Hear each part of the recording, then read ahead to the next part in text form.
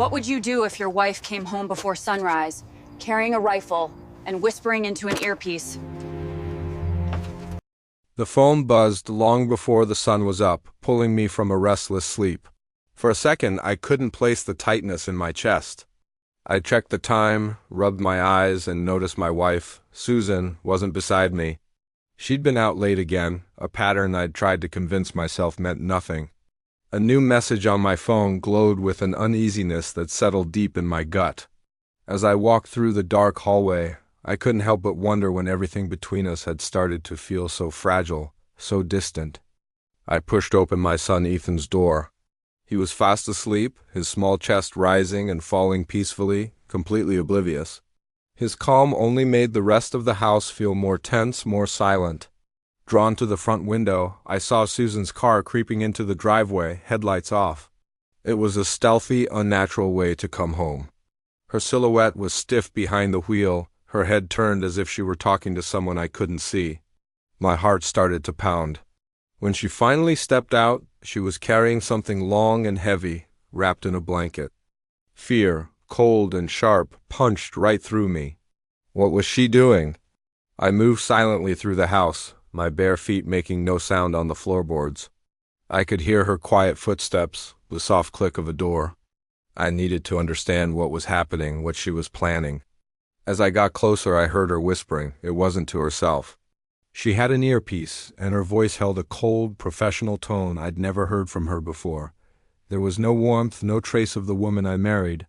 I stepped out from the shadows of the hallway, revealing myself. The way she looked at me, not with surprise, but with cold, hard assessment, made my stomach drop. Without a moment's hesitation, she raised the rifle. In her eyes, I wasn't her husband anymore. I was just an obstacle. She swung the butt of the rifle, and the world tilted sideways. The impact sent a shockwave through my skull. As I fell, I heard Ethan calling out from his room, his voice thick with sleep and confusion. "Mom? Dad?" Susan's voice cut through the haze, sharp and authoritative. "Get your coat, Ethan. We're leaving." I was dizzy, helpless, lying on the floor as she took our son away. The front door closed, and the world went dark. When I woke up, my head was throbbing with a dull, persistent ache. But the physical pain was nothing compared to the crushing weight of reality. The truth of that night, of the last few months, maybe even years, hit me harder than the blow she delivered. I had ignored so many signs. I'd told myself her distance was just stress from work, that the late nights were temporary. I remembered seeing a hotel key card fall from her purse once, an incident she brushed off with a casual, dismissive excuse. I remembered the coldness that had crept into our conversations, turning warmth into sterile politeness. I had wanted to believe her. But denial was a luxury I could no longer afford. Driven by a desperate need for answers, I started digging. Her emails revealed a carefully constructed web of messages with a man named Mike. She told me he was just a developer, a client. But their messages weren't about work. They spoke of meetings that were clearly something else, of excuses that were coordinated and planned. The betrayal became undeniable when I found the photos. The receipts for private dinners. The reservations for hotel rooms I'd never been to. It was all there, a story of infidelity laid bare. Still, a simple affair didn't explain the rifle. It didn't explain the coldness in her eyes or the way she took our son. The more I looked, the more I realized this was something far deeper, far more sinister. There were strange financial transfers, hidden accounts I never knew existed, and cryptic mentions of timing and preparation. My grief started to curdle into something colder, something more focused. One evening, I followed her. I watched her meet Mike at a restaurant. The smile she gave him was a ghost of the one she used to give me years ago. I sat in my car across that street, watching them laugh, and I read their lips as they spoke about me. I was a joke to them, a punchline they'd repeated so many times it had lost its humor but not its cruelty. That was the moment everything shifted.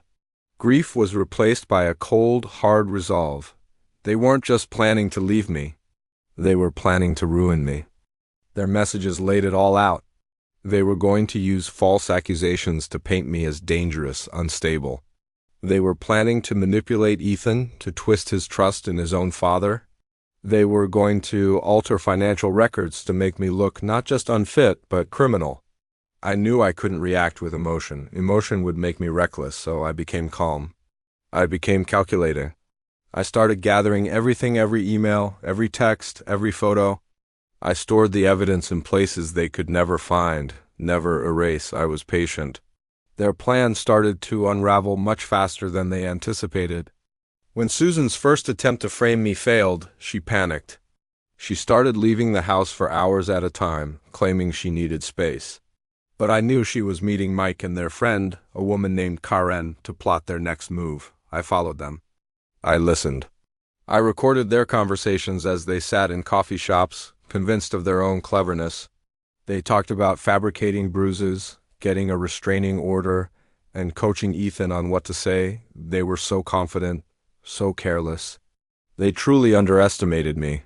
They never imagined I would fight back.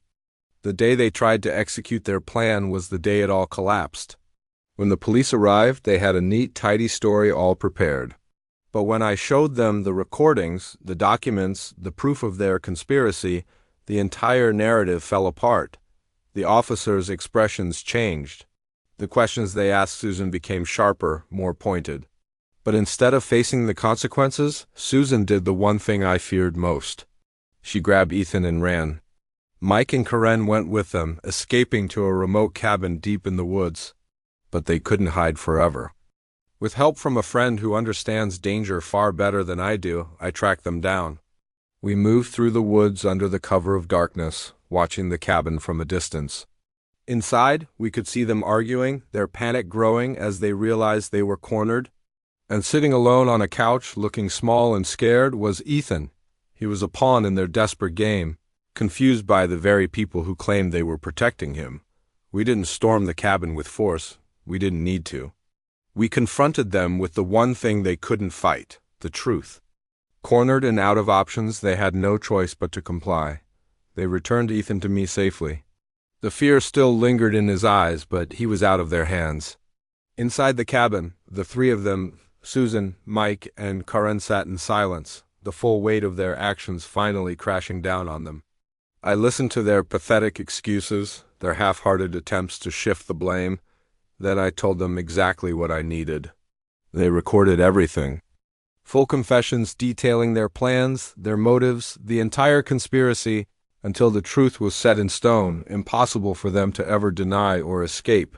They signed legal documents relinquishing all their false claims, agreeing to official corrections, and accepting full accountability for what they had done. After that, life started moving back toward something that felt like normal. It was slow, piece by piece. Ethan's smile returned. He grew more confident with each passing week, the shadows in his eyes slowly fading. I rebuilt my own routine, finding a new appreciation for the quiet, ordinary moments I used to take for granted. Susan sent a note once, a hollow apology that meant nothing after everything she had done. I let it go. There was no room for anger in my new life. Ethan discovered new talents, new hobbies, his world opening up in ways it never had before. I poured myself into work that challenged me and gave me a sense of purpose I hadn't felt in years. The house itself started to feel lighter, calmer, as if a long and violent storm had finally passed. I spent more time just talking with Ethan, really listening to him, building a bond stronger than anything we'd had before. The nights became peaceful again. Mornings no longer carried that familiar weight of tension and dread. I kept the reminders of what happened not as wounds but as lessons. As time went on, I realized that survival isn't just about escaping a dangerous situation. It's about reclaiming your life, shaping it on your own terms, and refusing to be defined by someone else's betrayal. I found a quiet strength in the simple, everyday things. And Ethan found stability in the home we were rebuilding together, just the two of us. The past still lingers sometimes, like a distant echo, but it no longer has the power to control the path ahead. Thanks for listening.